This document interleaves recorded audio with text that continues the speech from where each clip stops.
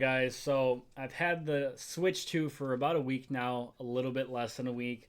So I thought it was time to do my full review and give you guys my thoughts on the console as a whole. And I got to tell you guys, this is going to be more of a rant video because I've been really let down with this console and I don't have a lot of good things to say about it. I decided to, put some bullet points on some note cards here of everything I wanted to hit on. And I thought I would start with the things that I actually like about the console because that's going to be the shortest thing on the list. So I like Mario Kart World. I'm having a lot of fun with it. Um, I like that the screen is bigger than the Switch One. I like that the console's a little bit more powerful than the Switch One. But other than that, there isn't a whole lot different with this console compared to its predecessor, the Switch One, which was the next thing on my list was comparing the differences between the Switch One, and I pretty much just told you all of them. Everything's exactly the same. The dog face controller is essentially the same thing as the Switch One dog face controller. From what I can tell, the user interface, the dashboard is just a complete copy and paste. So if you're looking to get a Switch 2 thing and it's going to be like a huge upgrade to your Switch 1, it's really not. Yeah, the games look a little bit better and they run better, but other than that, you're not really going to notice anything. And that's not really that. I don't like that because that's not what Nintendo usually does. Usually that when a new console comes out from Nintendo, it is a new console. Like it's a completely new thing. They don't do they don't continue on like Xbox and PlayStation do. Obviously, they did it from the Wii to the Wii U and now the Switch to the Switch 2. But we all kind of remember how the Wii U played out coming off the success of the Wii. Could we be in a similar situation now with the Switch 2? Because I think we all kind of have, heard the rumors that the Switch 2 is not flying off the shelves right now.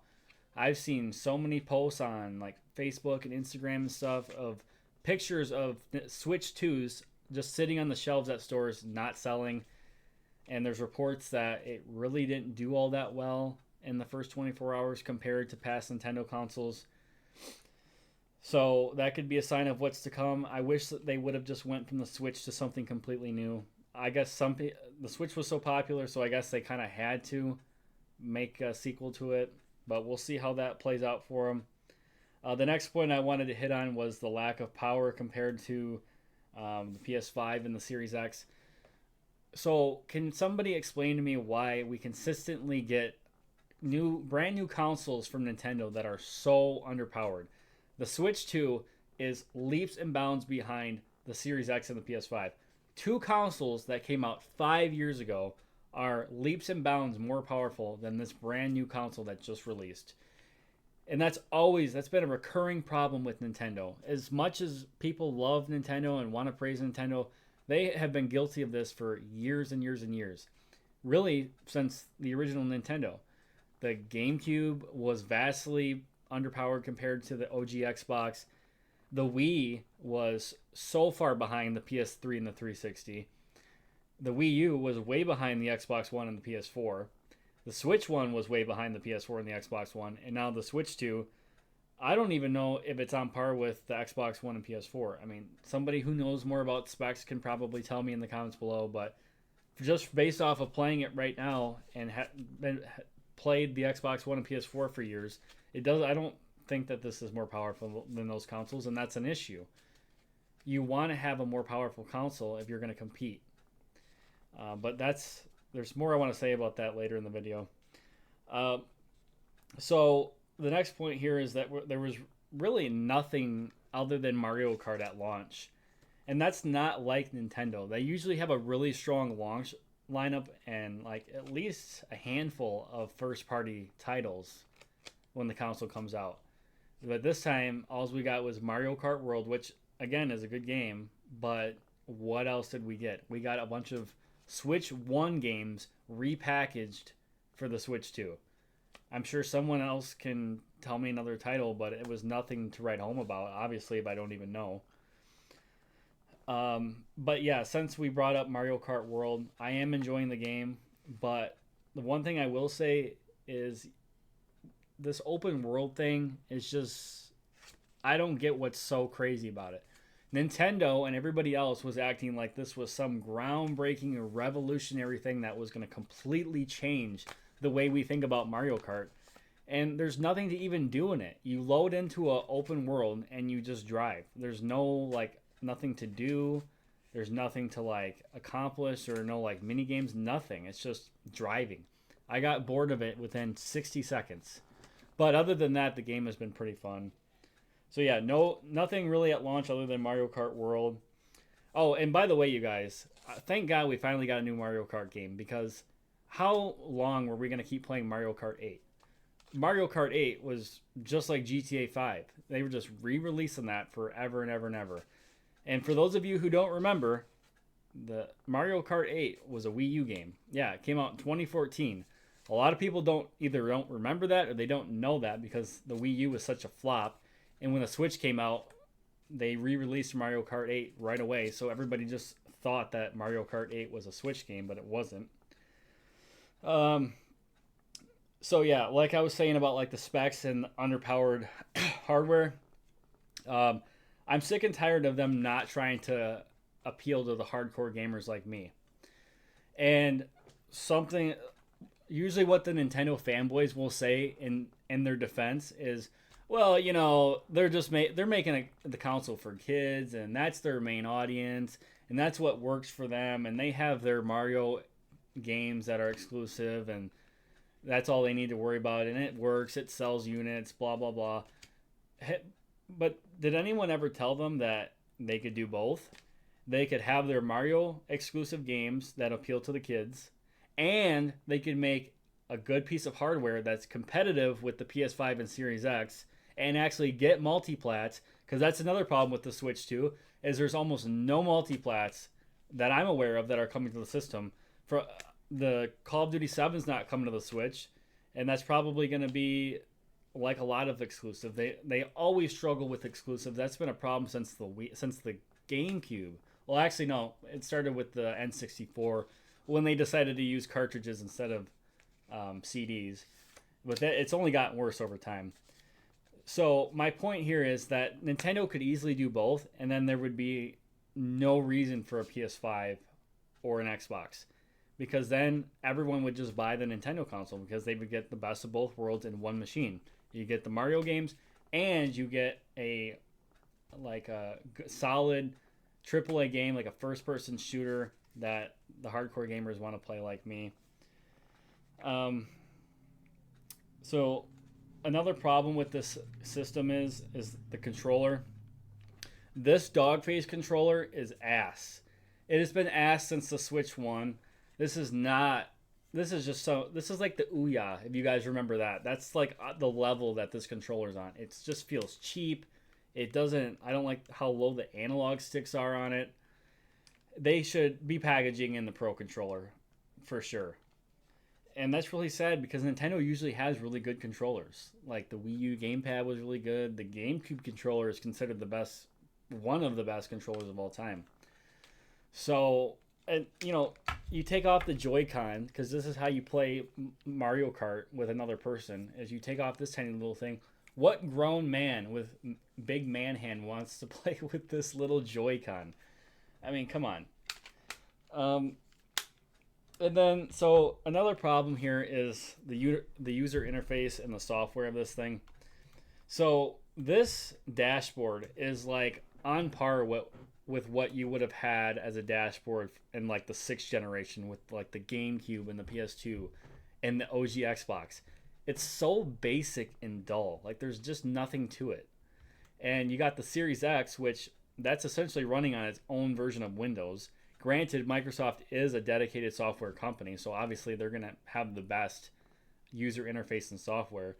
But even Sony with the PS5, it's not perfect. Like, it's not on par with the Series X, but it's still pretty good. Like, a good dashboard and, like, software and a user interface. This is just bare bones as fuck. Which brings me to the next problem is, like, why doesn't Nintendo care about online infrastructure? The PS3 and the 360 consoles that released in 2005 and 2006 had a better online infrastructure than this piece of shit console that released in 2025. Like, where is the friends list on here? What if I meet somebody on Mario Kart that I want to add and play with later? Where is the friends list? Where is like the cross game chat? I see this as game chat, and I'm not sure what this is, because when I tried to play online with the Switch 1, I was told I had to download an app and use that as the voice chat, which that is ridiculous. The 360, when it released in 2005, had cross game party chat, and a system that releases in 2005, you're telling me I have to download an app on my phone to talk to the people in the game with me? This is pathetic. And a huge problem with the Switch is the key cards.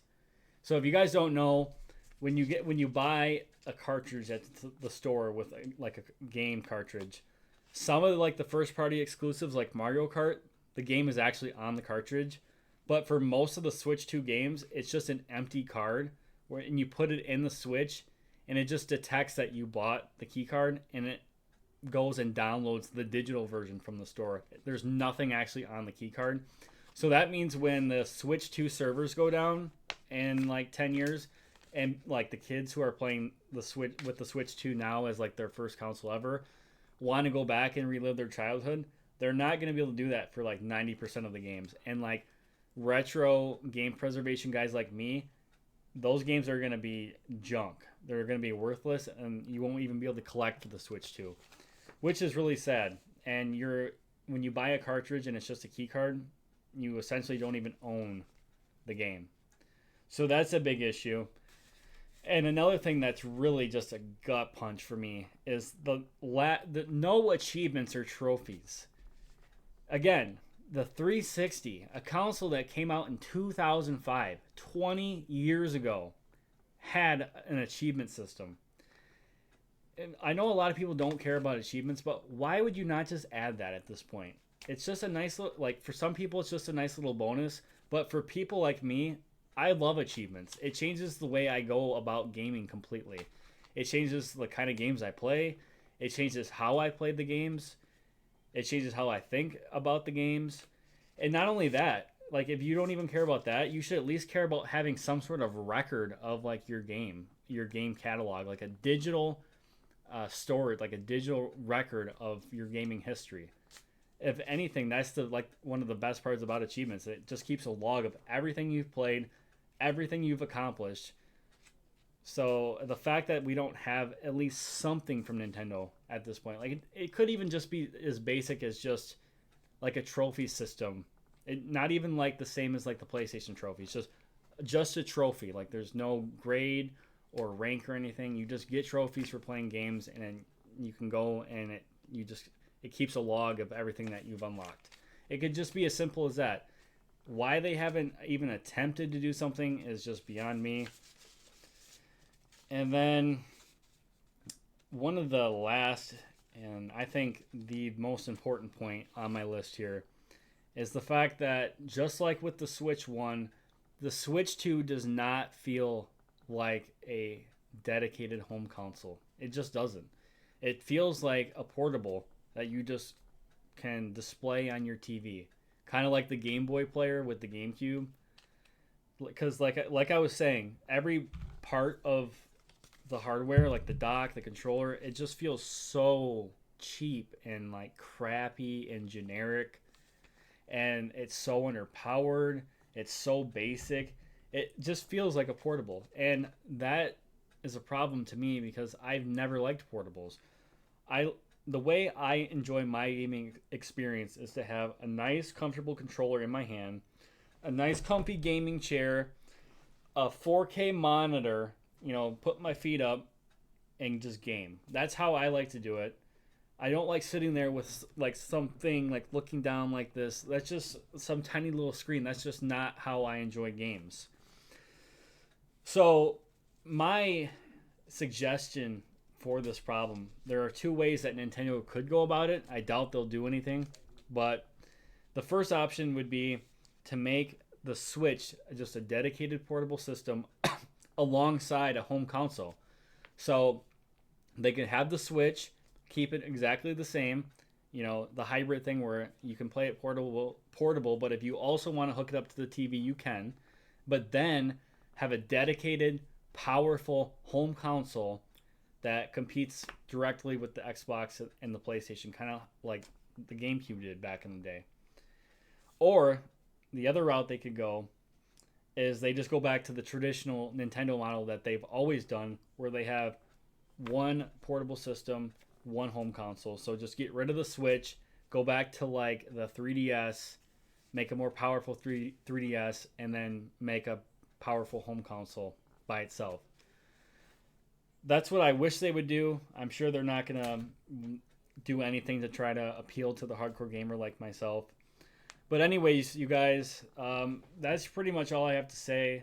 The Nintendo Switch 2, while I'm enjoying Mario Kart World, it's not really offering me much else as a hardcore gamer, and that's really disappointing because I was really excited about this console, and sadly I think this might be the last traditional home console that we get. So it's sad that this is the last one.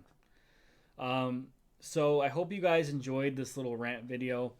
Let me know down in the comments below what you guys think of the Switch 2, and I'll see you guys all in the next video.